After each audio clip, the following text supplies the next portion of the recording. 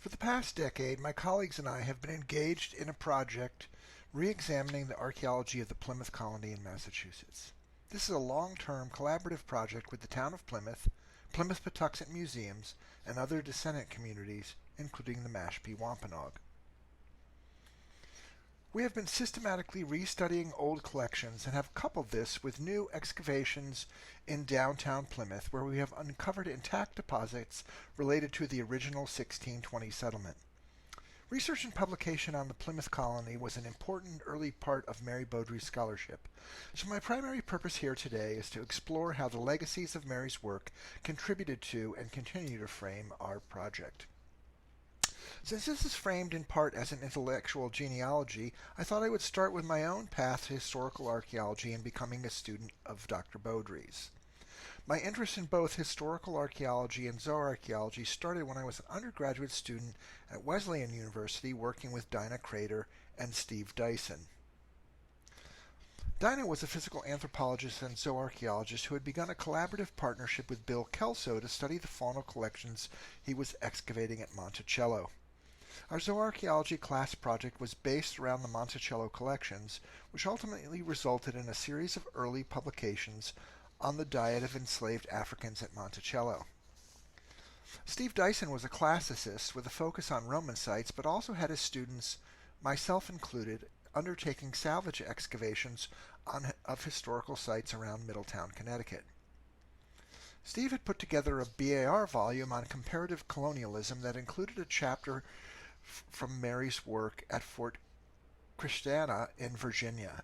So when I sought Steve's advice on going on to graduate school with a focus on historical archaeology, he told me simply, go to BU and study with Mary Beaudry. I was a student at BU from 1985 to 1991, overlapping there with some of the presenters in the session today. To pause the historical narrative for a moment, one of Mary's great traits was her incredible network of contacts and her persistent willingness to introduce people, which also always made it interesting to be with her at conferences. Despite leaving BU in 1991, I always felt a camaraderie with the subsequent cohorts of Mary's students, many of whom I came to know both professionally and personally. I first met my co-author, Christa Beranek, another PhD student of Mary's, at a Council for Northeast Historical Archaeology conference in Delaware. Christa has been one of my colleagues at UMass Boston since 2008 and my closest collaborator on the work in Plymouth since we began our work there in 2012. In the early 1980s, BU had created an interdisciplinary archaeology department, which at the time seemed very exciting as an endeavor. The department had a wide-ranging faculty, a specialized archaeology center, and a contract archaeology unit, the Office of Public Archaeology. While I was at BU, I worked with the OPA on the early phases of the Central Artery Project, a huge urban archaeology undertaking in downtown Boston. This was an amazing learning experience on the trials and tribulations of large urban projects. And I should say, mostly tribulations.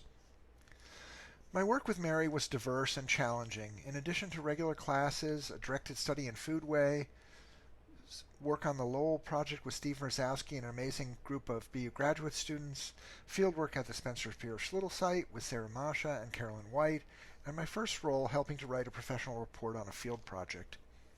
Mary encouraged her students to follow their own interests, both practically and theoretically, with, as the organizers recognized, canon on the side.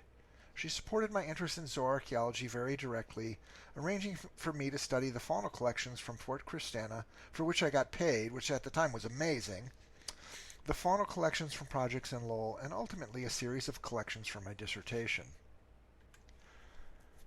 My dissertation was my first real introduction to what was then called Plymouth Plantation, now Plymouth Patuxent Museums.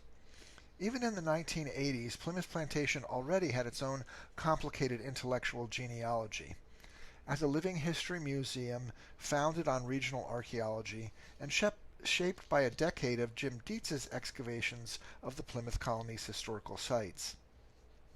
In 1982, shortly after arriving at BU, Mary received a $20,000 grant from the National Endowment for the Humanities to analyze collections excavated in the 1940s by the museum's founder, Henry Hornblower.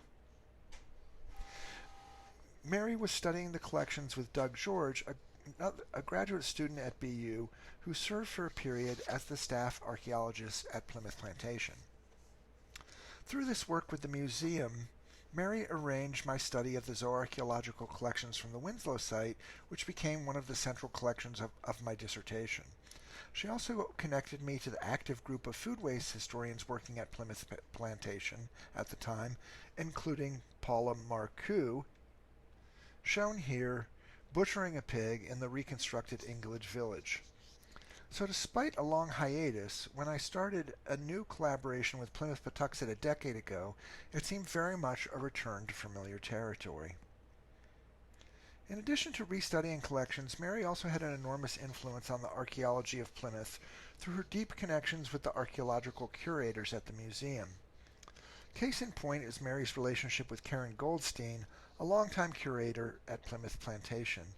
Mary served as an external reader on Karen's 2001 UMass Boston master's thesis on the Winslow site, and 2 years later collaborated with Karen and Craig Chartier on a synthetic article on the Plymouth colony for a volume on comparative British colonialism. This article melded Mary's approach to the individual artifacts with Karen's spatial analysis of the Winslow site and Craig's discussion of animal husbandry and foodways. After Karen's premature passing, 2 additional students of Mary served as curators, Catherine Ness and Jade Louise. Both Catherine and Jade were instrumental in helping us design and install an exhibit on Plymouth archaeology, History in a New Light, which is organized in the form of a landscape biography, an approach very much in line with Mary's thinking. Mary and Doug published some of the results of their NEH-funded collections research in a 1987 American Archaeology article, including the composite site plans, illustrations of selected artifacts, and a discussion of the research potential of resuscitating old collections. Given that this article is now 35 years old, it must represent one of the earliest explicit calls to revisit old collections and give them new life, something that is increasingly becoming a hallmark of our discipline. Our subsequent restudy of the collections is perhaps the most direct legacy of Mary's previous work, as we have replicated it quite explicitly with several graduate student projects reanalyzing the collections and a series of grants to catalog the collections up to modern standards. This has been a major project of my colleague Christa Beranek, funded through an ongoing NEH Humanities Collections and Reference Resources grant. In addition to the new catalog of artifacts from the sites, we have pushed to make the collections much more accessible with a digital image database of artifacts, selected artifacts digitized as 3D models, and a searchable online web portal to the collections. This is still a work in progress, but it has become a major project for the museum. Our ability to show the value and importance of legacy collections, in this case some approaching 100 years old, is crucial for our continued efforts to address the need for collections curation. We have coupled our collections research with new excavations in the downtown of Plymouth, where we have successfully recovered features and deposits related to the original 17th century settlement along the edge of what is known today as Burial Hill. There are no period maps of the 1620 settlement, and the first map that suggests the location on the ground is the 1878 Beers Map of Plymouth, which references Burial Hill as, quote, Fort Hill, and suggests a location of a combined fort and meeting house on the hill. Historical descriptions are limited, but the fort was at the western edge of the settlement, which stretched down the hill to the east and was encircled with a palisade wall.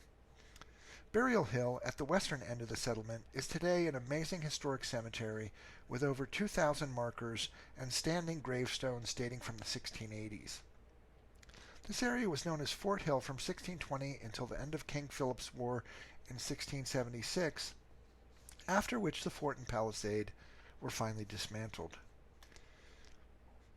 Our main project area is along the eastern edge of Burial Hill, along the margins of the cemetery.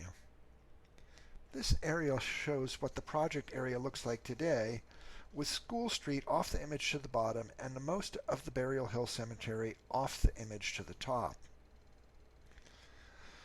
Within this area, we have have defined a strongly delimited site with preserved 1620 to 1650 deposits, which sits in between the disturbance caused by the buildings along School Street and the cemetery to the west, and is cut by a burial vault running north-south.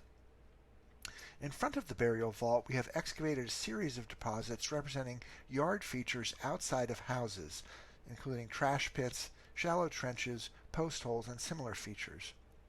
Behind the vault, we have identified the remains of at least two 17th century structures, a section of the palisade line, and deposits and features outside the palisade that primarily reflect Wampanoag activity adjacent to the settlement.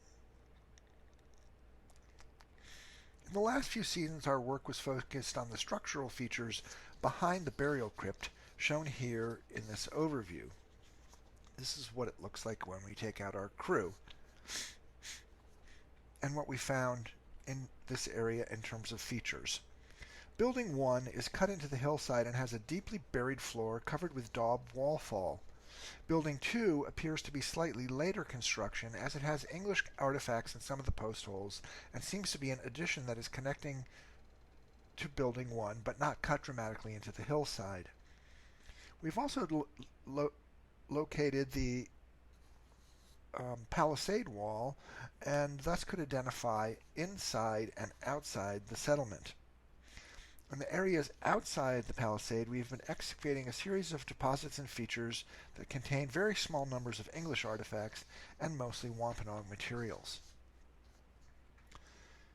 This is kind of an artistic representation of interpretation of what we have found in terms of the buildings.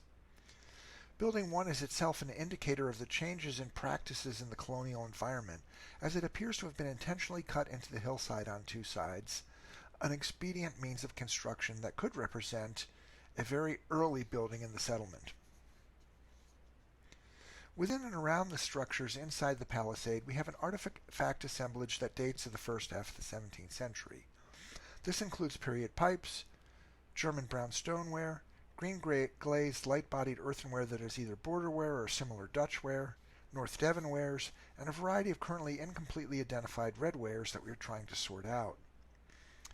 Within these building deposits, we also have recovered several trade beads, pieces of native pottery, and lithics, including a quartz strike-a-light that point to possible exchange with the Wampanoag.